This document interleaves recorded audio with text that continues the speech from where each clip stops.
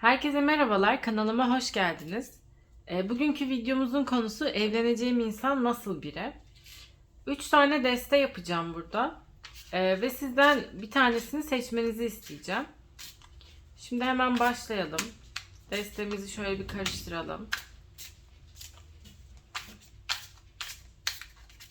Evet, ilk destemizi oluşturalım.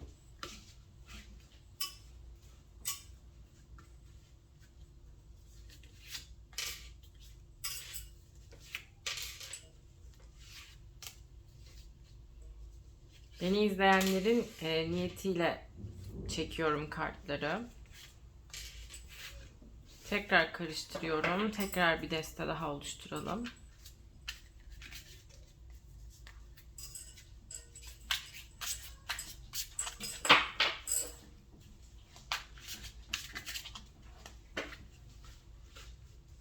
Ben kartları çekerken siz de lütfen yoğunlaşın ve 3 tane deste yapacağız. Hangisini seçmek istiyorsanız, içinizden hangisi geliyorsa onu seçin lütfen. Tabii ben desteleri seçtikten sonra videoyu durdurup da seçebilirsiniz. Şu anda da seçebilirsiniz.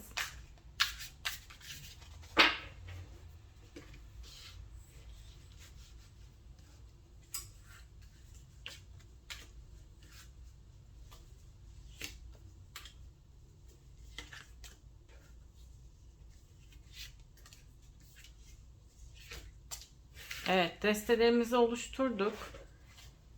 Eğer seçtiyseniz bu birinci destemiz, ikinci destemiz ve üçüncü destemiz.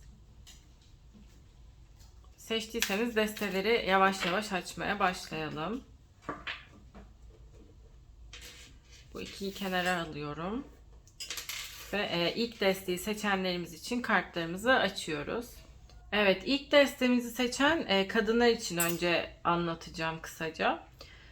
Bu insan egosu yüksek, özgürlüğüne düşkün, kendi sınırlarında kalmayı seven, biraz da flörtöz birisi.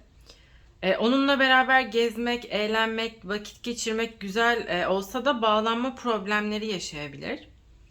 Yani biraz böyle dominant karakterli birisi. Gezmeyi, dolaşmayı evet seviyor ama önce size alışması lazım. Yani yavaş yavaş çıkartıyor özelliklerini aslında. Sevdiği insanlara karşı işte içini açıyor diyebilirim. Mesleki olarak da yönetici olabilir, kendi işini yapan birisi olabilir. Yani üst düzey çalışan kişilerden birisi. Ee, Burcu ya da yükseleni Kova, Aslan veya Koç olabilir. Yani zaten burçlardan da belli olduğu üzere oldukça dominant karakterli. Özgürlüğüne düşkün. Kova burcu burada devreye giriyor. Biraz da egoist olabilir. Biraz kendini seven, yani kendini beğenmiş olabilir. Dediğim gibi baskın karakterli bir erkek bu. Şimdi erkekler için kısaca söyleyeyim. Oldukça sevimli, hoş bir kadın. Sezgileri kuvvetli. Yine flörtöz, özgürlüğüne düşkün, özellikle özgürlüğüne düşkün ve kendisine sınırlar konulmasını sevmeyen bir kadın. Ee, Yine aynı şekilde burcu ya da yükseleni kova, aslan ya da koç olabilir. Bu kadın sizin arkadaş grubunuzdan ya da yakın çevrenizden bir kadın olabilir. Yakın zamanda da bu kişiyle de tanışabilirsiniz. Yani böyle çok kısa zamanda kaynaşabileceğiniz, arkadaş olabileceğiniz bir kadın da olabilir. Ama kesinlikle önce arkadaş olacağınız bir kadın. Yani arkadaşlıktan bir ilişkiye dönüşebilir. Ama kadın olarak da çok baskın karakterli bir insan diyebilirim. Sınırları sevmeyen, yani ona karşı sınırları konulmasından hoşlanmayan bir kadın. İlk desteği seçenler için bu şekilde. Şimdi ikinci destemize geçelim. İkinci destemizi seçenler için.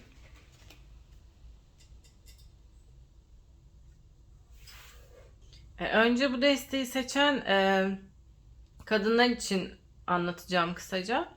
Bu erkek kadınlara nasıl davranacağını çok iyi bilen, oldukça çok flörtöz davranışları olan birisi. Konuşmalarıyla insanları etkiler ama her zaman kendi istediği kadarını anlatır. Gizemli birisi ama aynı zamanda da çekici bir insan ve her ortama ayak uydurabilir.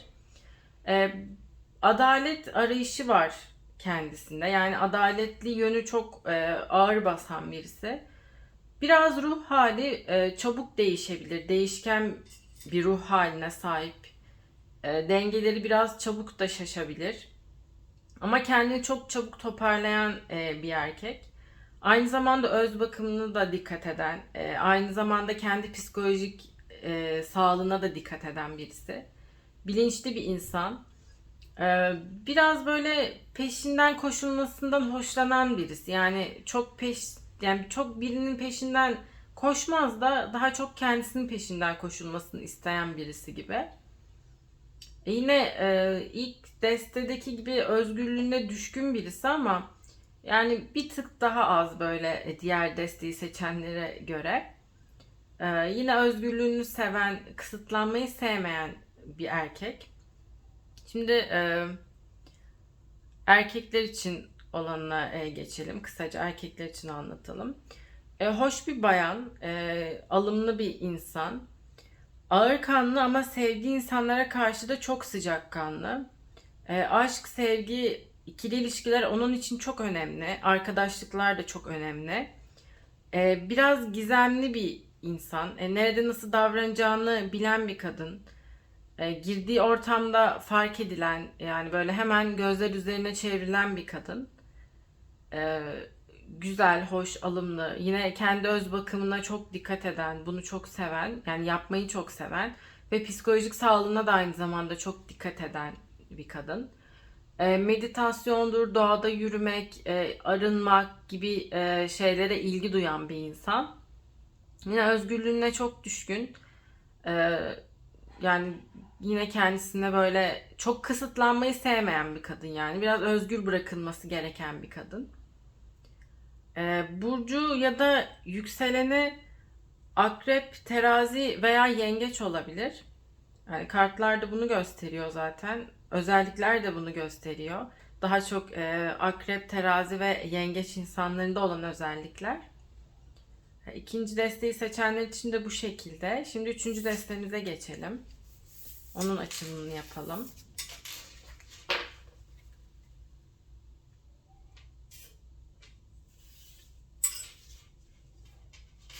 Evet, şimdi yine kadınlar için olandan başlıyorum. Hassas bir çocukluk veya gençlik dönemi geçirmiş olabilir. Bu nedenle güvenmekte ve bağlanmakta biraz zorluk çeker. Ancak güvendikten ve bağlandıktan sonra çok sadık bir eştir. Mükemmelliyetçi bir insandır. Bu sizi biraz zorlayabilir, bu kadar mükemmelliyetçi olması. Her ortama kolayca adapte olabilir ve hemen fark edilir ortamlarda. Bakımlı erkeklerdir. Kendilerine bakmayı da severler. Bundan mutluluk duyarlar. Karşısındakini de aslında öyle görmek isterler. Dediğim gibi yani çok sadıklardır. Bağlandıktan ve sevdikten sonra çok sadık eşlerdir. Çok hani mutluluk sağlayacak insanlardır. Ve yani ilişkilerini bağlandıktan ve sevdikten sonra ayakta tutmak için her şeyi yaparlar. Yani size çok değer verirler. Yani mutlu bir aile tablosu oluşturmak için ellerinden geleni yapan insanlardır. Burcu ya da yükseleni Oğlak, Başak veya Boğa olabilir. Yani bir de çalışkanlardır. Yani asla sizi zor durumlara sokmak istemezler. Bu nedenle kariyerlerine de çok önem verirler.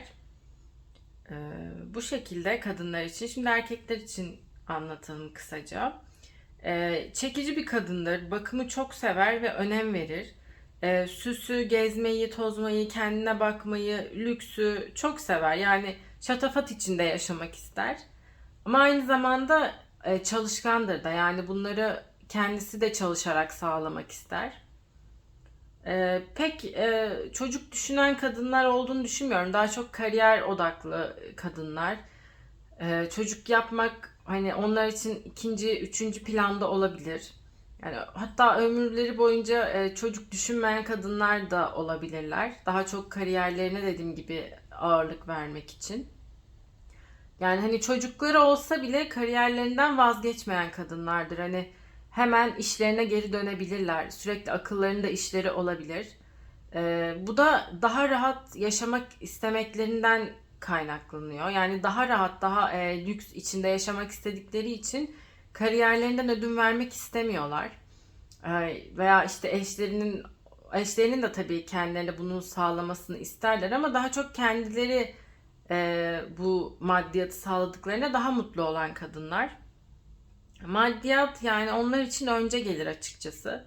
Evlenecekleri insanda da önce maddiyata bakarlar. Maddi durumu iyiyse e, hani evlenebilirler diyebilirim. Ama çok hani onlar da çok sadıktırlar. Ama o tabii ilk erkekler için de hani söylemiştik. Kadınlar için de durum aynı. Biraz bağlanmakta zorluk çekebilirler. Hatta bağlanma korkusu yaşayabilirler. Yani bir ilişkiye girmek için bir korku yaşayabilirler. Ama bunu atlattıktan sonra gerçekten çok sadık eşlerdir. Bunu atlatması için de karşı tarafın ilgisi ve isteği çok önemli. Yani onun karşı tarafın desteğiyle bunu atlatan kadınlardır. Çok güçlü kadınlar gerçekten hoş. Erkekler için de bu şekildeydi. Bu videomuz bu kadardı. Buraya kadar izlediyseniz teşekkür ederim. Açılımı yapmamı istediğiniz konular varsa veya sorular varsa lütfen yorumlarda belirtmeyi unutmayın. Videomu beğendiyseniz beğen tuşuna basmayı, kanalıma abone olup bildirimleri açmayı da unutmayın. Bir sonraki videoda görüşmek üzere.